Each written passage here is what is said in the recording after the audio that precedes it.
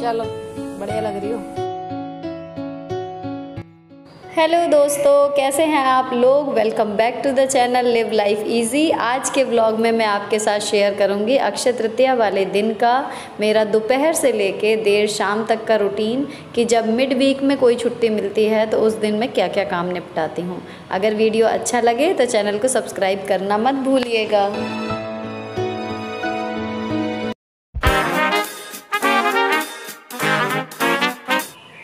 आराध्या को फ्रेंड्स बहुत गर्मी लगती है। ये 1.5 हफ्ते से ज़िद कर रही थी कि मेरे बाल जो हैं वो लड़कों जैसे कटवा दो। मुझे बहुत ज़ोर पड़ रहा है इसको ऐसे देख के, लेकिन इसका मन रखने के लिए मुझे डिसीज़न लेना पड़ा। चलो, बढ़िया लग रही हो। अब जब तुम ये फ्रेंड्स 3 तारीख की सुबह 11 बजे का टाइम है। ये पूजा के लिए जो जो सामान मुझे चाहिए वो मेरे हस्बैंड ऑफिस जाने से पहले मुझे ला के दे के गए थे। पूजा के लिए सारा सामान नया बाहर से ही मंगाया जाता है उसी दिन। और ये पूजा मैंने यूजुअल घरों में होती हुई नहीं देखी, मुझे भी शादी के बाद किसी ने बताई थी, तो मैं ये तब से करती आ रही हूँ। इसमें पूजा का टाइम जो है वो 11 बजे ही आप उसके बाद से ही शुरू करेंगे, और जब तक पूजा पूरी ना हो जाए उससे पहले तक सुबह से हमें इसमें निर्जल रहना होता है। तो हमने ना कुछ नाश्ता करना है और ना ही पानी पीना है। तो सुबह भूखे रहना था, प्यासे रहना था, तो इसलिए सफाई तो मैंने की थी।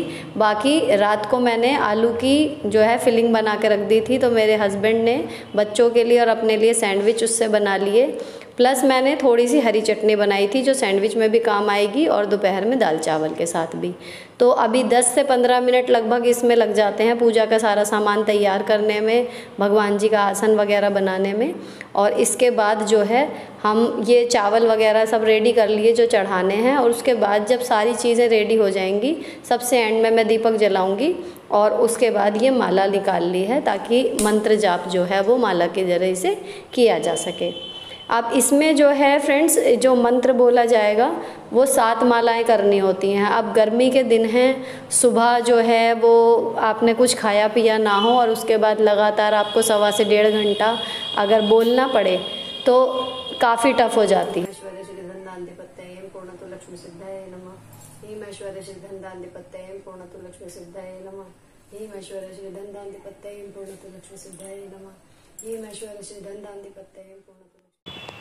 पूजा ख़त्म होने में, मंत्र जाप करने में लगभग मुझे लग जाता है 1.25 से 1.5 घंटा। और अब ये पूजा हो गई है, सारे चावल हर मंत्र के साथ चढ़ते चढ़ते सब चढ़ गए हैं भगवान जी पर। अब फाइनल आरती कर लेंगे और उसके बाद ये पूजा का मेरा काम ख़त्म हो जाएगा। इस पूजा में मेरी बड़ी आस्था है फ्रेंड्स। अगर आपको इसमें कोई कमी लगे प्लीज़ जज मत कीजिएगा। जैसा भी है, मुझे जैसा भी आता है उतना मैं कर देती हूँ।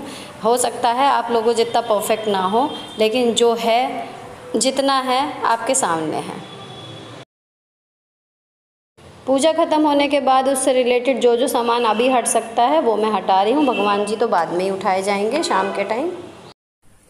हाय फ्रेंड्स, अभी बज गए हैं 12:30 और सुबह ये वाली पूजा निर्जल करते करते मतलब इस टाइम तक अब भूख और प्यास दोनों ही चीजें बहुत बुरी लगी हैं। तो अभी मैं बना रही हूँ अपने लिए, और थोड़ा सा मतलब एक्स्ट्रा बनाऊंगी मैंगो शेक, जिससे भूख भी मिटेगी और प्यास भी।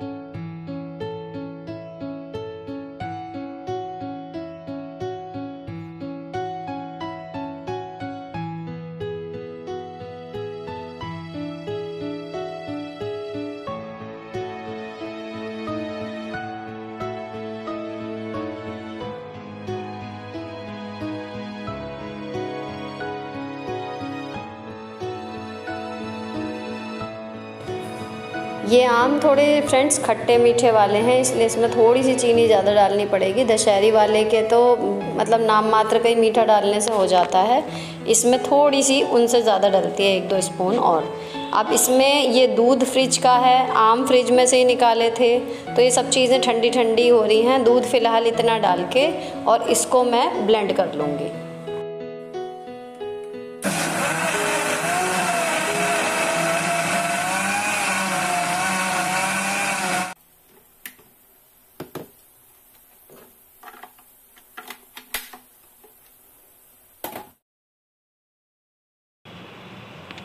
अब जो फ्रेंड्स ये हमारा रेडी हुआ है ना ब्लेंड करने के बाद मैंगो और दूध का मिक्सचर, इसको छान लेंगे। अब इसका कारण क्या है कि एक तो ज़रा सा भी कोई रेशा इसमें आ जाए ना तो बच्चे और हस्बैंड दोनों ही नहीं खाते। और इसमें हम मिला देंगे लगभग जितना दूध डाला था उतना ही ठंडा आरओ का पानी। तो ये ठंडा साथ के साथ होता जा रहा है। अलग से मुझे बर्फ़ इसमें क्रश करने की ज़रूरत नहीं पड़ रही क्योंकि तीनों चीज़ें ठंडी हैं। देखिए जैसे ये थोड़ा सा हार्ड था ना अंदर से आम, तो ये छोटी छोटी सी ये निकल रहे हैं, तो ये कोई नहीं खाएगा। उसमें आ जाएंगे तो पता लगा शेक ही नहीं पिया जा रहा। इसलिए जो भी ड्रिंक बनाती हूँ वो बिल्कुल स्मूथ बनता है, आम पन्ना वगैरह भी, तभी बच्चे और ये पीते हैं, नहीं तो नहीं पीते। और दूसरा फ़ायदा इस तरीके से बनाने से ये होता है कि थोड़ी ज़्यादा क्वांटिटी एक बार में बना सकते हैं आप। इतना ज़्यादा उसके मिक्सर के जार में अगर नहीं भी आता ना तो आप गाढ़ा गाढ़ा मैंगो पल्प उसमें भर के बना लीजिए और बाकी का दूध जो है वो भगोने में डाल के मिला लीजिए।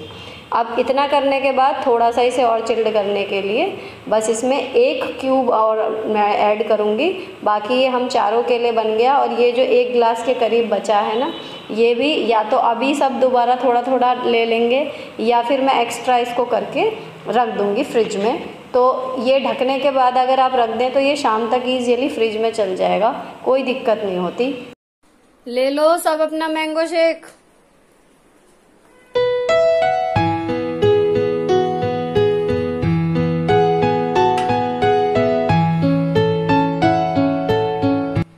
इतने में शेक बना रही थी ना, इतने मैंने दाल चावल वाले कुकर में भी अपने सीटी लगा दी है। अब इतने इनका प्रेशर रिलीज़ होगा, इतने मैं अपना शेक पी के करूँगी रिलैक्स। 5 से 10 मिनट आराम से बैठूँगी क्योंकि हस्बैंड भी आ गए हैं लंच टाइम में ऑफिस से घर, तो लंच भी टाइम पे रेडी हो जाएगा फिर। अभी थोड़ा सा प्रेशर अभी भी है दाल वाले में, तो इसने खाली बैठने से अच्छा मुझे लगा कि पहले मैं काम निपटा लेती हूँ, उसके बाद इकट्ठा रिलैक्स करेंगे।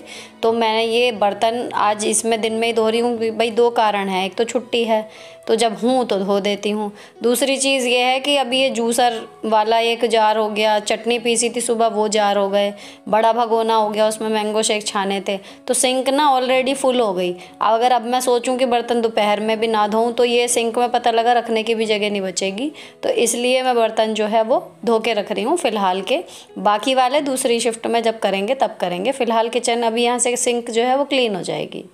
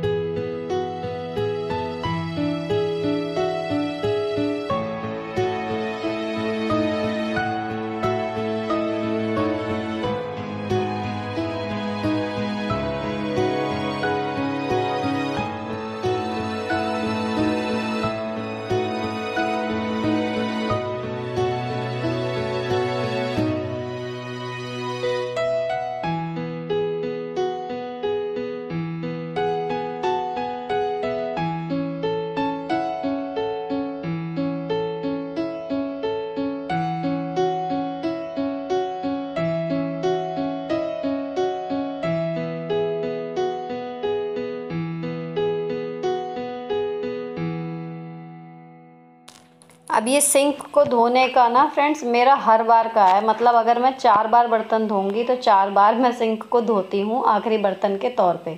यही कारण है कि 4 साल हो गए मेरा घर बने हुए, मेरी सिंक अभी भी नई की नई है। केवल एक यही रीज़न है कि जितनी बार मैं बर्तन धोऊंगी उतनी बार मैं सिंक वॉश करके ही छोड़ती हूँ। मतलब अब मुझे आदत ही ऐसी पड़ गई, मैं कितनी भी जल्दी में हूँ नहीं छोड़ सकती। तो अगर आपकी सिंक पे वो वाइट निशान से बन गए हैं तो एक बार उसको विनेगर वगैरह से क्लीन कर लीजिए। और इसके बाद ये तरीका आप भी अपना के देखिए कि जितनी बार बर्तन धोएं उतनी बार उसको प्रॉपर उसी साबुन वाले स्क्रबर से धो के और फिर छोड़ें, तो आपकी सिंक भी इसी तरह चमकती रहेगी। अगर अभी तक नहीं चमकती है तो जिनकी ऑलरेडी चमकती है उनके लिए बहुत बढ़िया।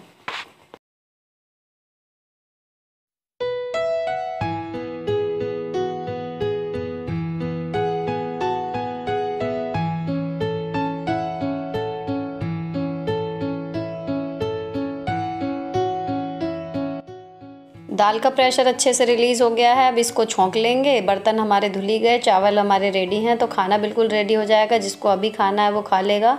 बाकी शेक पिया है, हो सकता है ना खाएं बच्चे अभी, लेकिन मुझे भूख लग रही है शेक के बाद भी, तो मैं अपना खाना अभी निकालने वाली हूँ।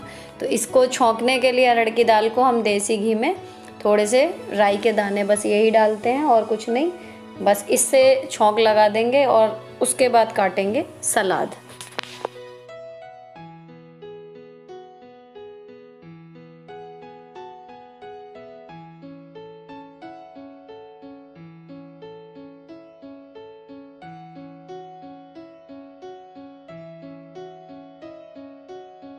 सलाद में आज काटा है खीरा और टमाटर और इस पे थोड़ा सा चाट मसाला मैं छिड़क रही हूँ।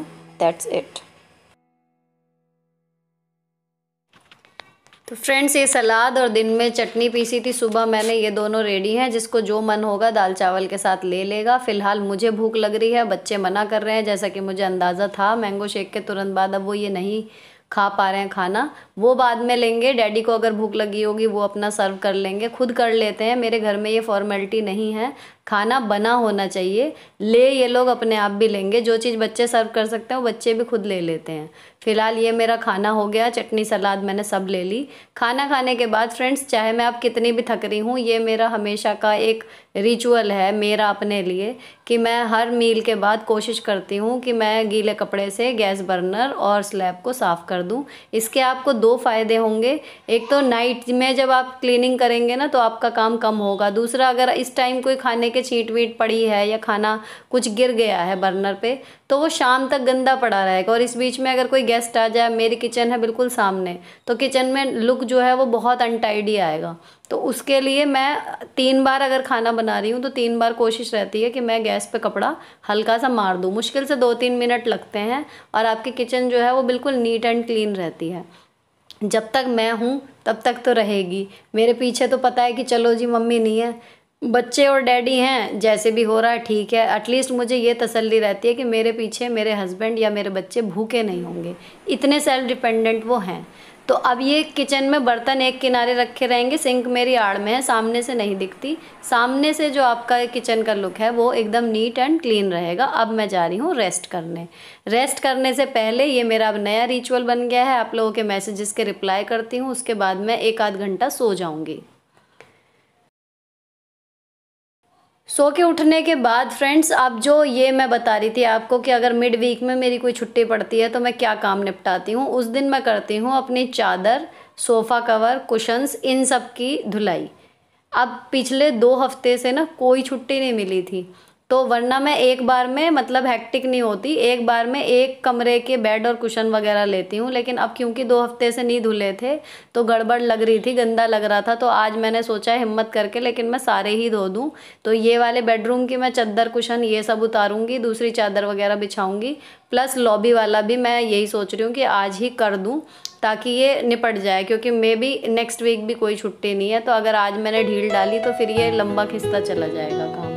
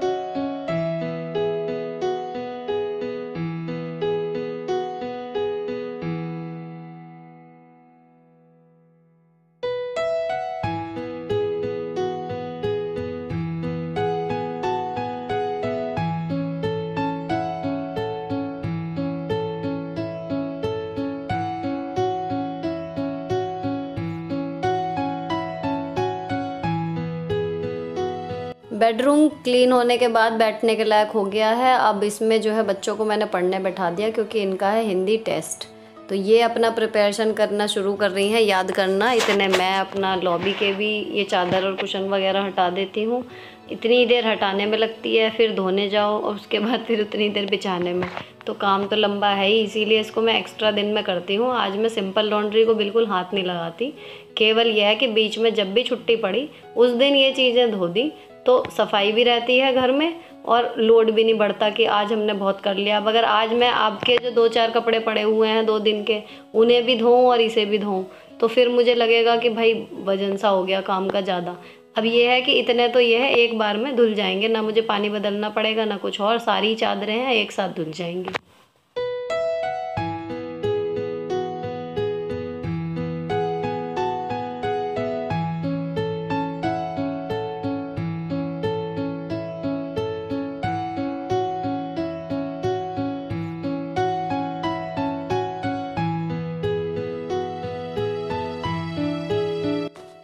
अब आते हैं सोफ़े की तरफ। तो सोफ़े के कुशन सबसे पहले हटा के, ये जो कपड़ा है ना फ्रेंड्स, ये सोफ़े का इस तरीके के सोफ़े का कवर मुझे कहीं मिला ही नहीं। अगर आपको कहीं ऑनलाइन लिंक मिले ना तो मुझे भी बताना प्लीज़ डिस्क्रिप्शन में। बाकी ना रेडीमेड ना कुछ मतलब मिला नहीं, कुल मिला के यही हुआ कि ऑर्डर लेके बनवाओ और वो काम हो नहीं पाया। तो फ़िलहाल जो ये है, ये मैंने एक दीवान की चादर थी उसे काट के उसके किनारे जो हैं तुरप के उस तरीके से ये बनाया हुआ है, तो इसके ऊपर परफेक्ट जाता है इसका लुक। लेकिन अदलने बदलने के लिए मेरे पास दूसरा नहीं है, तो अगर दूसरी ऐसी चादर ही मिल जाए, वो चादर भी मुझे नहीं मिली। होता क्या है, बाज़ार जाते हैं चादर लेने के लिए और चादर की दुकान तक पहुँचते पहुँचते ना इतना कुछ और मिल जाता है, तो याद ही नहीं रहता कि भाई वो चादर भी लेनी थी। तो अब की बार जब भी जाऊँगी तो लिस्ट बना के लेके जाऊँगी। लेकिन पिछले 1.5-2 साल से, उससे पहले कोरोना था, तो बाज़ार जो है वो ना के बराबर ही हो रहा है, इसीलिए ऑनलाइन शॉपिंग ज़्यादा बढ़ गई है। तो चादर जब भी लेने जाऊंगी तब तो मैं लाऊंगी ही। लेकिन अगर आपको कहीं ऑनलाइन इस तरीके के, ये 3 पीसेज में है सोफ़ा, अगर इस तरीके के सोफ़े का कोई जुगाड़ आपके पास हो ना ऑनलाइन, तो मुझे प्लीज़ कमेंट करके बताइएगा, तो मैं वहाँ से लिंक चेक कर लूँगी। अगर मेरा काम बन जाए तो अच्छी बात है।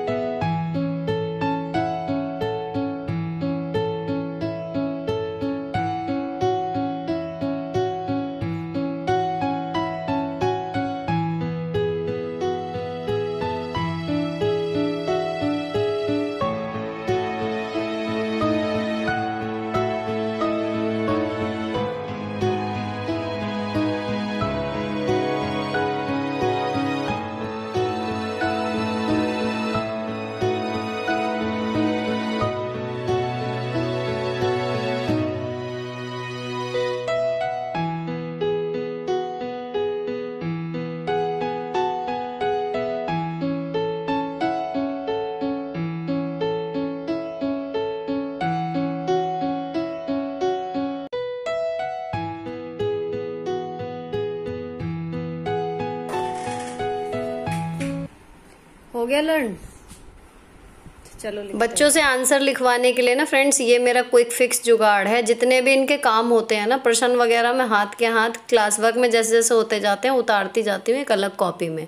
अब जैसे मुझे इनसे आंसर लिखवाना है तो सिंपल मुझे लिख के नहीं देना, ये कॉपी मैं इनको दूंगी और ये इसमें से सवाल देखेंगी और जवाब अपनी अपनी कॉपियों में लिखेंगी और मैं आके बाद में उसे चेक कर लूँगी, तो मुझे पता लग जाएगा कहाँ गलत कहाँ सही। इन दोनों को मुझे क्वेश्चन बार बार लिख के नहीं देने पड़ेंगे। जितनी भी बार इस चैप्टर का रिवीजन कराना होगा ना, यही क्वेश्चन काम आ जाएंगे बार बार, मुझे कभी दोबारा लिखने नहीं पड़ेंगे।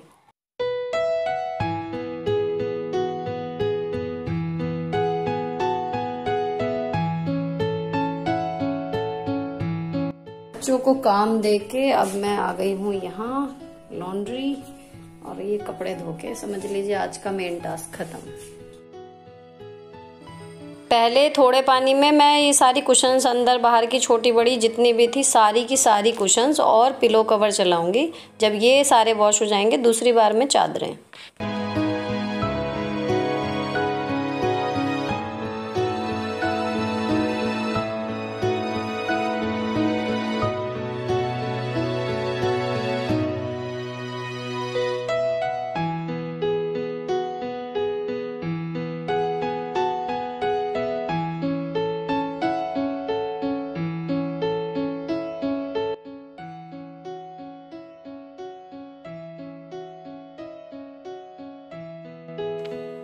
बचपन, घर, स्कूल, मल्टीटास्किंग करते करते ना ये मेरी हैबिट ही बन गई है। मैं एक टाइम पे एक काम कर ही नहीं सकती, मुझे ऐसा लगता है।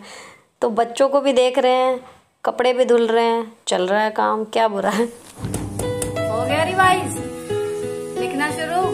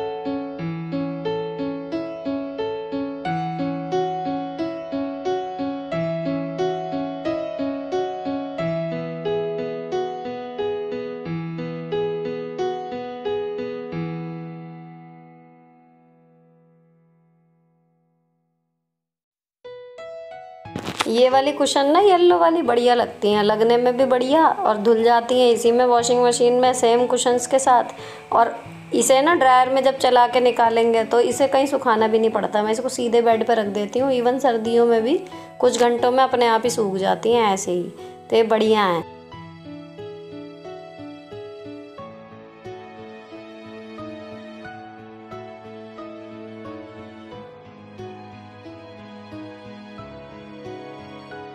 अब ये बच्चों की अलमारी में से ना इनकी छोटी फ्रॉक निकली थी तो लगी हुई थी बेयर को बनाने में, मैंने उसकी हेल्प कर दी।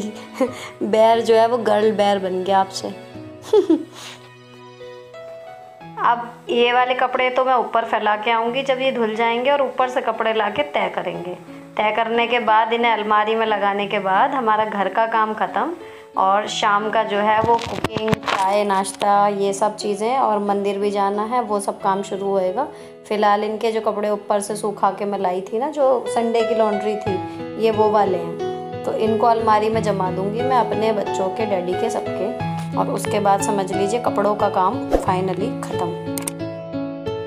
ये मेरी कार्टून एलोवेरा मास्क आँखों पे लगा के घूम रही है सुपर हीरो बन के।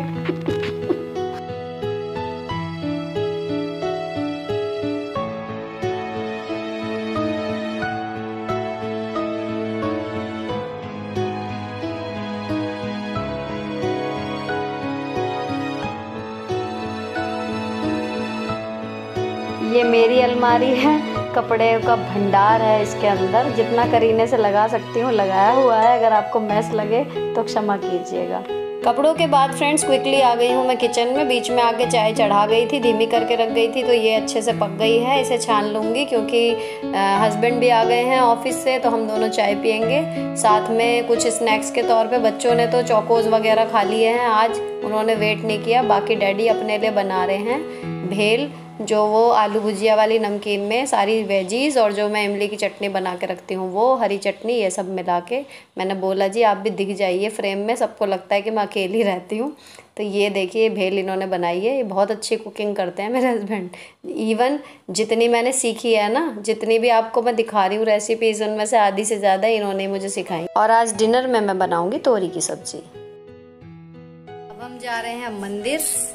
जो अक्षय तृतीया का सुबह पूजा में जितना भी सामान यूज़ हुआ था ना, वो सब पंडित जी को दिया जाएगा। तो अभी मैं दोनों बेटियों को लेके मंदिर जा रही हूँ। अभी डैडी घर पे हैं इतने। मंदिर में दर्शन और पंडित जी को सामान देने के बाद हम वापस जाएंगे घर, और यहीं पर आज का व्लॉग एंड होगा। अगर आपको वीडियो अच्छी लगी हो तो चैनल को सब्सक्राइब करना मत भूलिएगा। मिलती हूँ आपसे नेक्स्ट वीडियो में। Till then bye bye.